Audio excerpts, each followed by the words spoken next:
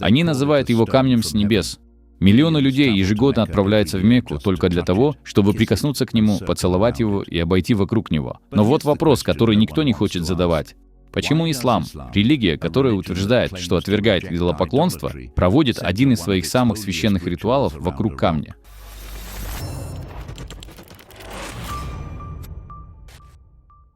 Это не какое-то беспочвенное обвинение. Черный камень находится в самом сердце исламской традиции.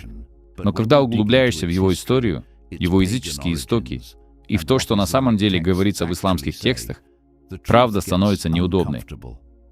Крайне неудобной. Сегодня мы расскажем, что на самом деле представляет собой черный камень, откуда он взялся и почему он вызывает серьезные вопросы о сути исламского поклонения. Черный камень, известный по-арабски как Хаджар аль-Асвад, установлен в восточном углу Каабы. Сооружение в форме куба в центре большой мечети в Мекке.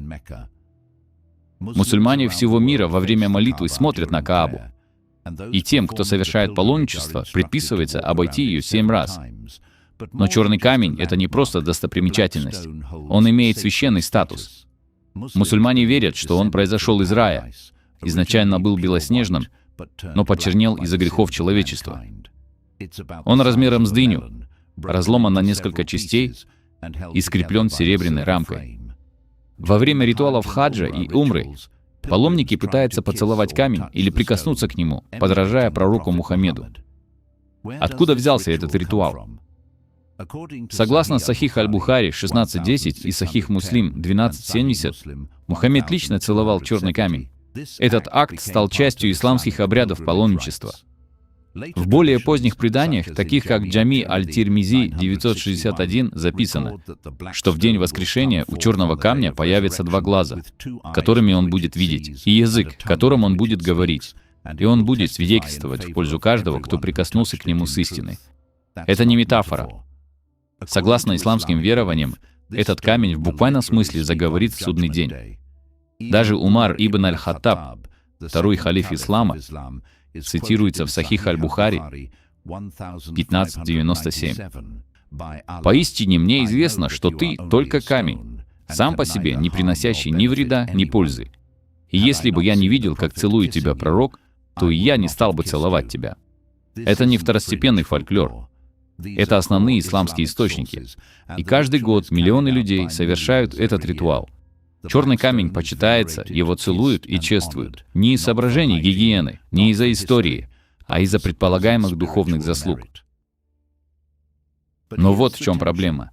Если ислам осуждает идолопоклонство, то почему к неодушевленному камню, вставленному в куб, который когда-то был заполнен языческими идолами, прикасаются, целуют и обещают, что он сыграет роль в божественном суде?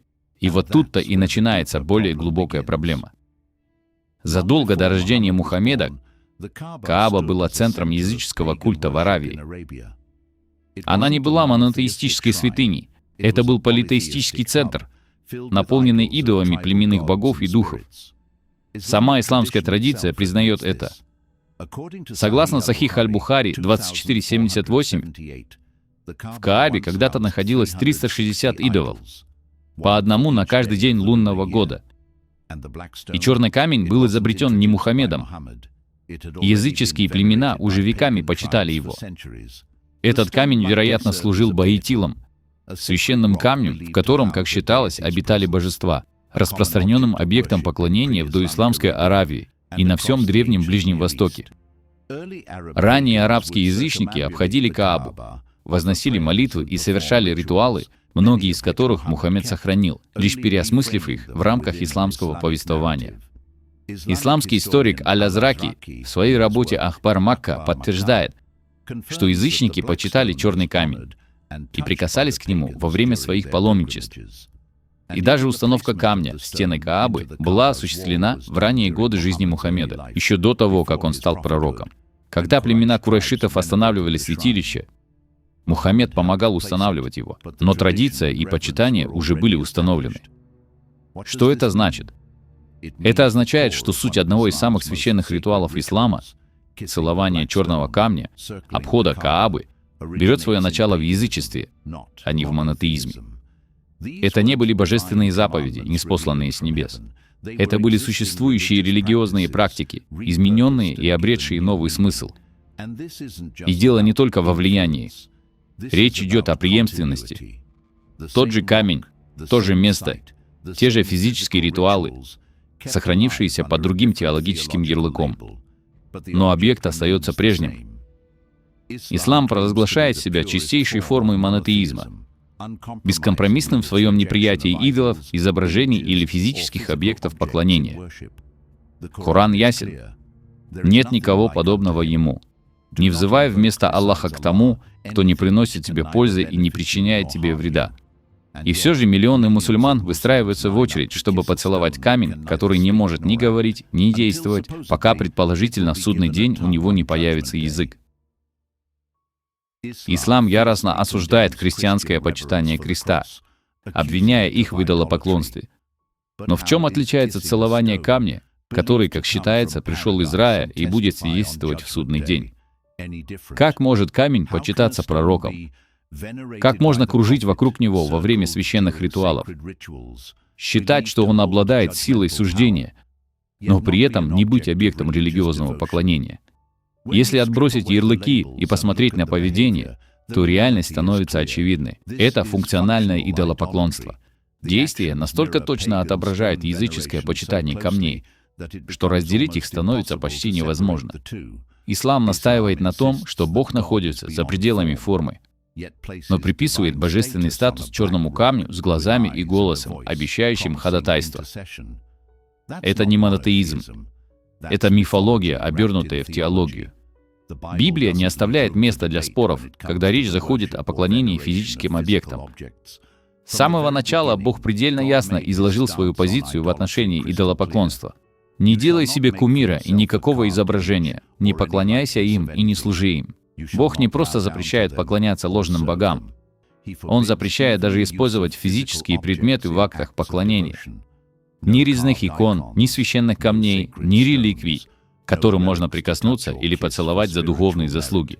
Поклонение должно быть обращено только к Богу, без символов, статуй или посредников. На протяжении всего Ветхого Завета Израиль подвергался суровому осуждению, когда он обращался к идолопоклонству, даже если объект изначально был частью Божьего плана. Почему? Потому что даже если что-то начиналось с божественной целью, оно становится идолопоклонством, когда люди начинают придавать ему силу, почитать его или проводить ритуалы вокруг него. А Иисус никогда не целовал камни. Он никогда никому не говорил ходить кругами вокруг священных зданий. Он очистил храм от всех символов рукотворной религии. Его призыв был прост. Бог есть Дух, и те, кто поклоняется Ему, должны поклоняться в Духе и истине.